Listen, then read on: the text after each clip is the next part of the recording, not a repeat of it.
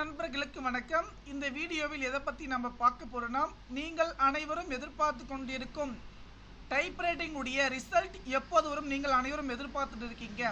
இப்போது அதற்கான தகவல் ஒன்று கிடைத்துள்ளது.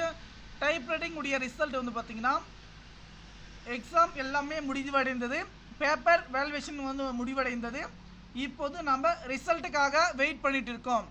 இந்த ரிசல்ட் வந்து பார்த்திங்கன்னா எப்போ வந்து ரிலீஸ் பண்ண போகிறாங்கன்னு வந்து பார்த்திங்கன்னா, அஃபிஷியலாக வந்து பார்த்திங்கன்னா வருகின்ற 29/10/2024 சொல்லியிருக்காங்க.